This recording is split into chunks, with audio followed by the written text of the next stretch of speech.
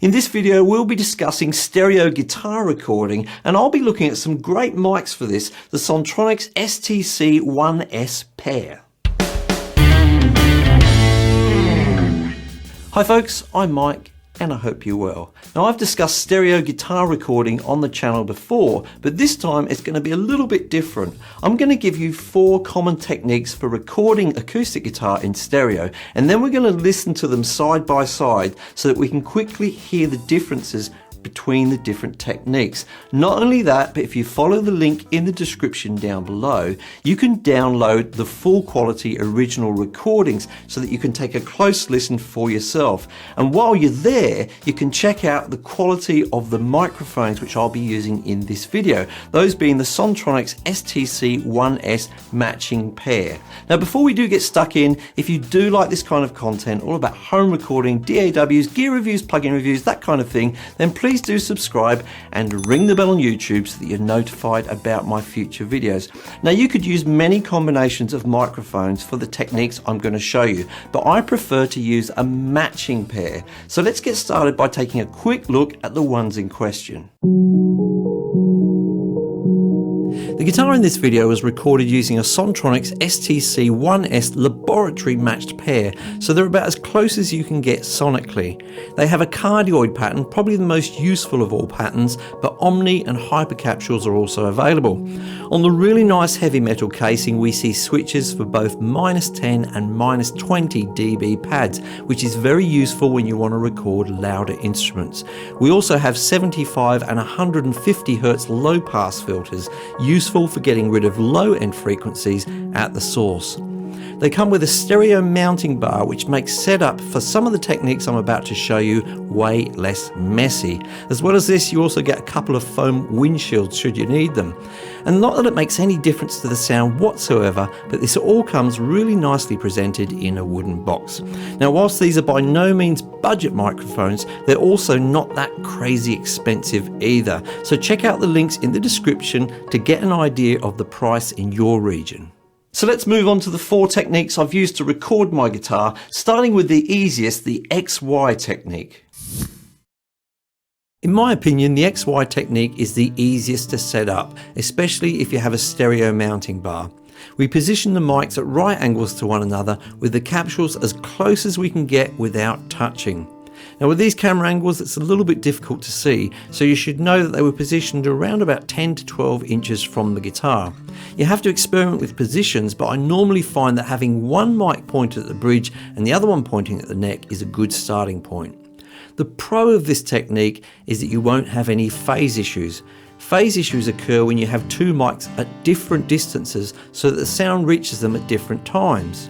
This can cause waves from one mic to cancel out waves from the other, making the guitar sound kind of thin. Basically, you don't want that. With this technique, the capsules are so close this isn't a problem, and it's going to sound as good in mono as it does in stereo. The big con for this technique is that whilst it's definitely in stereo, it doesn't sound particularly wide. To get a little wider, you may want to try the next technique, ORTF. ORTF is the acronym for the French radio station who developed this technique. Thankfully for my French-speaking viewers, I'm not going to butcher your language by trying to pronounce it. It's different from XY in that the capsules are positioned 17 centimeters apart and the mics are at a 110-degree angle to one another. I have a template cut out of cardboard so that I can quickly set that up. Again, you need to experiment with position and distance, but I generally find that 12 inches out from the sound hole is a good start. As with all of these techniques, you almost never want to point the mic directly at the sound hole. Now one thing I love about this technique is that when I'm recording with headphones on, it feels like I'm not wearing headphones.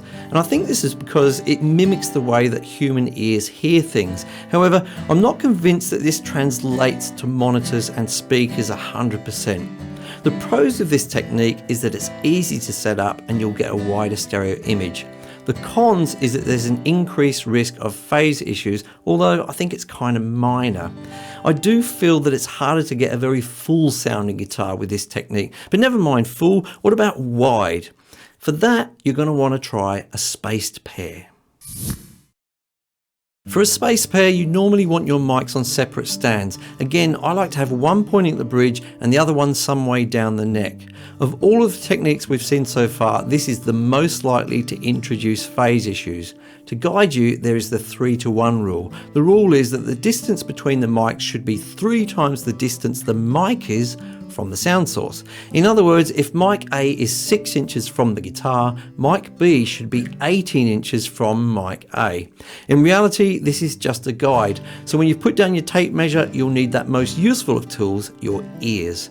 This is no easy task when you're both the performer and the engineer, so you'll need some patience. I like to switch between mono and stereo while I'm testing because I feel that in mono it's easier to hear phase issues. The pros of this technique are obvious. You get a really wide stereo image, which can be really nice for stripped down tracks. For example, when you've got just a guitar and a vocal, and otherwise everything would be in the center. The cons depend on how patient you are. It's harder to manage 2 mic stands, it's time consuming to get a good sound with no phase issues, and you may have poor mono compatibility. You might want to listen to the full examples linked in the description to decide if the results are worth it for you. In honesty, making this video was one of the few times I've used the over-the-shoulder technique, but I think it's worth mentioning. The way I'm doing it here is I have one mic pointing towards the bridge and the other one coming over my shoulder at around about ear height and pointing down towards the neck. Now some people do it in reverse, with a mic pointing straight at the 12th fret or so and the other one coming over the shoulder and pointing down towards the body. By the way, you'll find with this technique and space pairs that the mics have very different frequency characteristics. This is not necessarily bad, but it's worth being aware of. Remember also that you don't have to pan these mics to the full extremes of left and right. The pros of this technique are again a very wide stereo image, and if you like percussive pick sounds, this can also capture them nicely. The cons are really the same as a space pair. Setup time is lengthened, phase issues can occur, and mono compatibility is an issue. But I do think you should try it at least once because some people really love this technique. So now we're going to listen to a short piece of music with both finger picking and strumming, and we're going to reasonably quickly switch between them so that you can hear the difference.